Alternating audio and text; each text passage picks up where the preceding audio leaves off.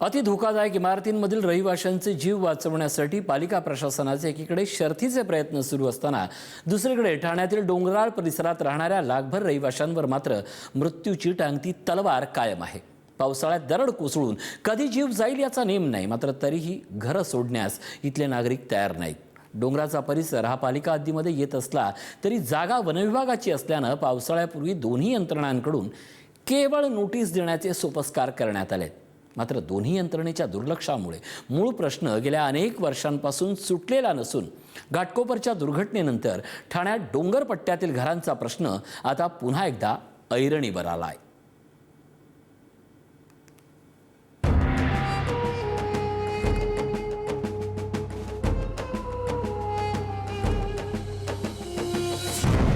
ठाणे शहराचा झपाट्यानं विस्तार होतोय। गगनचुंबी इमारती उभ्या राहत आहेत, पण याच ठाण्यात दुसरीकडे गेल्या 20 ते 25 वर्षात डोंगर पोखरून अनधिकृत वसाहतींचं जाळं वाढत गेलंय। घाटकोपरमध्ये दरड कोसळून 6 जणांचा मृत्यू झाल्यानंतर ठाण्यातील डोंगर पट्ट्यात राहणाऱ्या नागरिकांचा प्रश्न पुन्हा ऐरणीवर आलाय।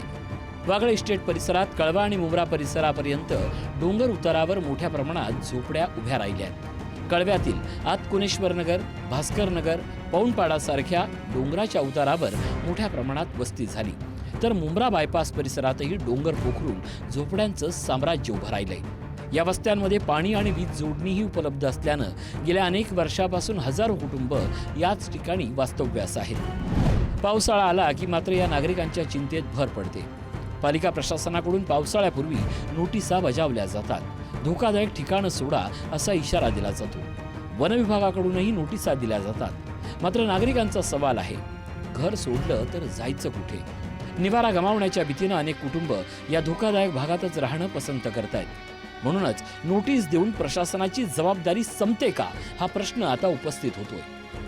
की जे असे काही ठिकाणं आहेत जिथे अत्यंत धोकादायक अशा दरड आपल्या इथे 17 मला वाटतं दरड क्षेत्र आहेत, तर त्या ठिकाणी मला वाटतं ठाणे महानगरपालिकेने पुन्हा एकदा या ठिकाणांची तपासणी करून त्यावर अंमलबजावणी करावी असे आदेश मी त्यांना दिलेले आहेत। धक्कादायक बाब म्हणजे या संपूर्ण डोंगराळ परिसरात नेमके किती नागरिक वास्तव्यास आहेत याचा सर्वसमावेशक सर्वे झालेला नसल्याचा आरोप स्थानिकांकडून करण्यात येतोय।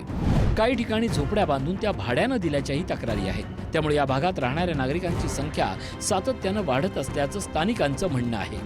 म्हणून केवळ नोटिसा देऊन प्रश्न सुटणार नाही, सर्वेक्षण करा, नागरिकांना विश्वासात घ्या आणि त्यांचं पुनर्वसन करा अशी मागणी आता जोर धरते आहे। तुम्ही फक्त नोटिसा देऊन आपलं स्वतःचं कर्तव्य बजावलं असं दाखवण्यापेक्षा त्या गरिबांना घर पहिली द्या, योग्य ते पुनर्वसन करा।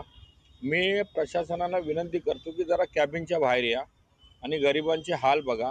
काहीच आपलं शक्यतो होता येईल तेवढं करावं। फक्त आपण त्यांना पत्रव्यवहार केला आणि स्वतःची जबाबदारी झडकली म्हणजे कायद्यातनं बाहेर पडण्याची फक्त तुम्ही पळवाटा शोधताय। दरडीचा धोका वाढण्यामागे आणखीन एक गंभीर कारण समोर येत आहे। अनधिकृत बांधकामांसाठी डोंगर पोखरला जातोय। डोंगराचा नैसर्गिक उतार बदलल्यानं अनेक ठिकाणी मोठे खड्डे निर्माण झालेत। पावसाचं पाणी या खड्ड्यांमध्ये साचतं, माती भुसभुशीत होते आणि त्यामुळे दरड कोसळण्याचा धोका अधिक वाढतो। मात्र या धोक्याची जबाबदारी नेमकी कोणाची?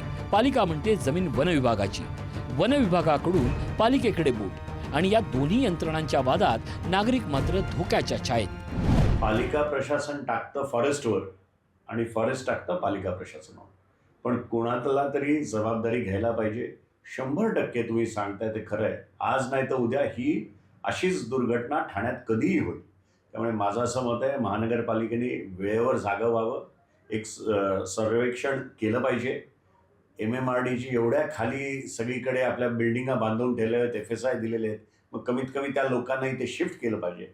आणि तुम्ही 14 म्हणताय तर माझ्या माहितीप्रमाणे तर अजून किमान 10-20 अशी ठिकाणं आहेत जिथे कधीही हा दरड कोसळू शकतो, त्याचा ताबडतोब विचार झाला पाहिजे। ठाण्यातील दरडीच्या संभाव्य धोक्याची 14 ठिकाणं: लोकमान्य सावरकर नगर प्रभाग समिती, गुरुदेव आश्रम जवळ उपवन, माजिवडा मानपाडा प्रभाग समिती, डोंगरीपाडा, पातलीपाडा, कळशीपाडा, कळवा प्रभाग समिती, आतकोणेश्वर नगर, पौंडपाडा, शिवशक्तीनगर, भोलाई नगर, वाघोबा नगर, भास्कर नगर, मुंब्रा प्रभाग समिती, आझाद नगर, गावदेवी मंदिर जवळील परिसर, केणी नगर, सैनिक नगर, कैलास नगर.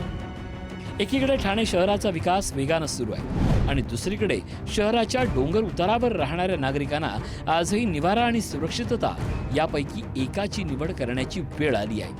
पालिका आणि वनविभागाकडून नोटिसांचा फार सुरूच राहणार की या नागरिकांचं कायमस्वरूपी पुनर्वसन होणार. दरड कोसळल्यानंतर मदतीसाठी धावण्यापेक्षा दरड कोसळण्याआधी प्रशासन जागं होणार का, हा प्रश्न आता ठाणेकर विचारतायत. निकेश शार्दूल, पुढारी न्यूज, ठाणे.